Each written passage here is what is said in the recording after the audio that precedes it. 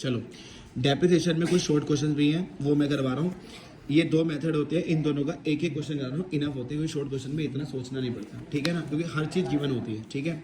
चलो SLM method में अगर तुम्हें डेप्रिसिएशन निकालना हो, अच्छा ये वाला फॉर्मूला कब लगता है तो मैं तो पहले बता दूं, बच्चों को पता होना चाहिए। When depreciation rate is not given. देखो तुम्हें क्वेश्चन में डेप्रिसिएशन निकालना है स्ट्रेट लाइन मेथड से और डेप्रिसिएशन का रेट ही नहीं है तो फिर तुम निकाल नहीं पाओगे। तो जब डेप्रिसिएशन का रेट गिवन नहीं होता तो ये वाला फॉर्मूला लगता है। फॉर्मूला क्या है? ओरिजिनल कॉस्ट मतलब तुम्हें कितने की पड़ी machinery minus scrap value. Scrap value का दूसरा नाम होता है रेजिडुअल वैल्यू। क्या होता है? रेजिडुअल। अपॉन में यूजफुल लाइफ। ये तीनों की तीनों चीज़ें क्वेश्चन में गिवन होती हैं, तो ये इसलिए शॉर्ट क्वेश्चन बनता है और ये 2 नंबर या 1 नंबर का आता है और सबसे ईजी यही होता है। तो मैं दिखाता हूँ कैसे आएगा। देखो इधर Bareliya limited purchase the machinery कितनी की परचेज करी है? 180 की and 20,000 spent on it's installation. तो बताओ कितने की पड़ी? 2 लाख की। कितने की पड़ी? 2 लाख की।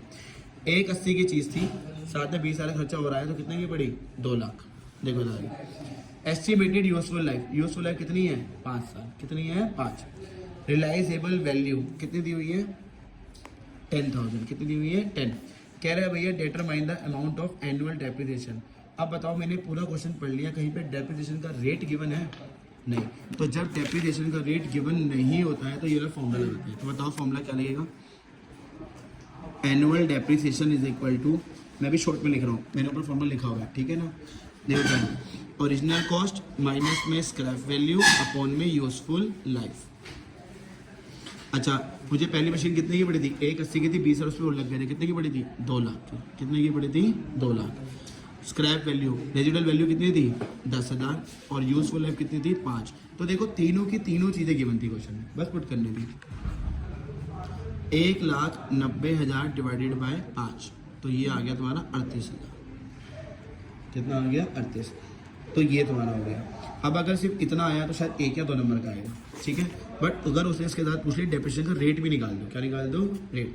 तो डेप्रिसिएशन रेट का फॉर्मूला क्या होता है? डेप्रिसिएशन अमाउंट जो तुमने यहाँ निकाला होगा अपॉन में ओरिजिनल कॉस्ट जो कि कितनी थी? 2 लाख इंटू में 100। तो मैं इस क्वेश्चन में वो भी निकाल के बताता हूँ।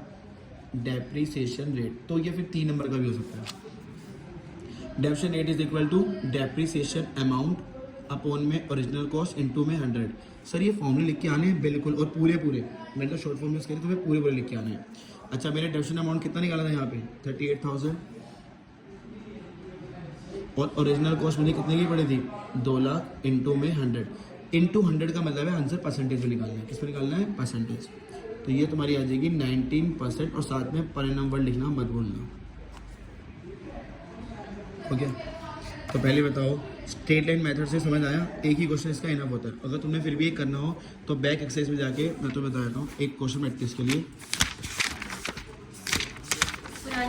कोई बात नहीं, क्वेश्चन सबका एक ही जा सकता है। पीछे प्रैक्टिकल जो लिखी हुई है प्रैक्टिकल प्रॉब्लम, उसमें जाके तुम ये वाला क्वेश्चन कर लेना। क्वेश्चन नंबर 2 ये वाला 9624 है, ठीक है ना। एक क्वेश्चन प्रैक्टिस के लिए ये कर लेना। अगर तुम चाहते हो तो मैं तुम्हें करा सकता हूँ, बट इतना मुश्किल है नहीं, सब कुछ गिवन होता है। इजी। चलो अब ये बहुत रेयर है जिनके जो स्कूल टफ बनाता है तो ना वो एसएलएम वाला नहीं देता, वो बहुत इजी होता है, वो WDV वाला दे देता है। कौन सा देता है?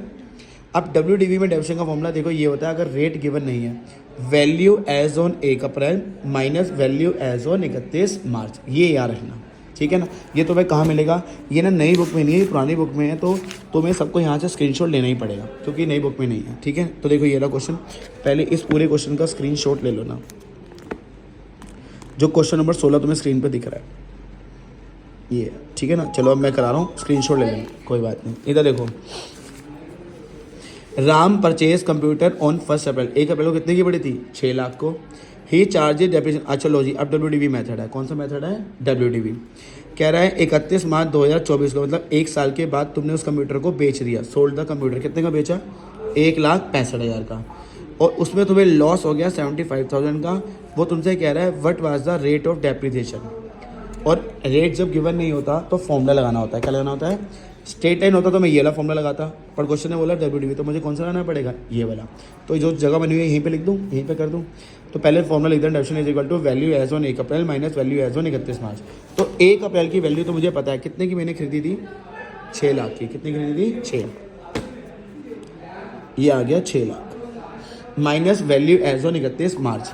अब जो 31 मार्च है उसमें वैल्यू नहीं दी हुई, उसमें तो बेचा है, मेरे को तो वैल्यू चाहिए थी। क्या चाहिए थी? अब वैल्यू कैसे निकालते हैं 31 मार्च की, ये देख लो पहले। Value as on 31 March. तो अगर तुम्हें सेल दे दी है, क्या दे दी है? Sale price. इसमें उल्टा होता है, लॉस को कर देते हैं प्लस। क्या कर देते हैं? अगर प्रॉफिट होता है क्या करते हैं? माइनस। अब क्वेश्चन ये सर ये उल्टा क्यों करते हैं? लॉस तो प्लस, माइनस होता है, प्लस क्यों कर रहे हो? यही क्वेश्चन आता है। तो मैं तुम्हें बताता हूँ, हमने सेल प्राइस से कॉस्ट जाना है, उल्टा जाना है, तो फिर सब कुछ उल्टा हो जाएगा। अगर मुझे कॉस्ट से सेल जाना होता तो लॉस माइनस प्रॉफिट प्लस, पर मुझे अब सेल प्राइस पता है, सेल से वापस कॉस्ट से जाना है तो उल्टा हो जाता है, तो लॉस क्या कर देंगे? प्लस। सेल प्राइस मुझे दिया हुआ है 1,65,000 और क्वेश्चन में चेक कर लेते हैं लॉस कितने का है? 75,000 का। इसको प्लस करोगे तो आंसर आ जाएगा 2,40,000। कितना आ जाएगा? 240। बस हो गया। बस तुम्हें ये वाला एक फॉर्मूला लगाना था, सेल प्राइस में लॉस क्या कर दोगे? प्लस। 1 अप्रैल की वैल्यू पता थी, बस 31 मार्च की निकालनी थी, तो ये आ जाएगा 3,60,000। कितना आ जाएगा? 3,60,000। अब डेबिशन रेट का फॉर्मूला यही है जो यहाँ पे था, ये को सेम है, क्योंकि क्वेश्चन ने डेबिशन रेट मांगा है। क्या मांगा है? रेट। तो देखो इधर डेबिशन रेट का फॉर्मूला क्या होता है? डेप्रिसिएशन अमाउंट अपॉन में ओरिजिनल कॉस्ट इनटू में 100। तो बताओ मैंने डेबिशन अमाउंट कितना निकाला है यहाँ पे? 3,60,000। और वो मशीन मुझे कितने की पड़ी थी?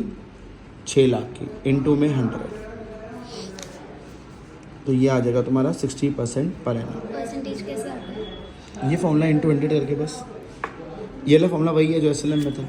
तो बस ये 2 क्वेश्चन कर लेना, इसका फॉर्मूला ये करना हुआ है, और मैंने बता दिया बैक एक्सरसाइज में क्वेश्चन नंबर 2 या क्वेश्चन नंबर 3 होगा, वो एक रिवीजन के लिए कर लेना।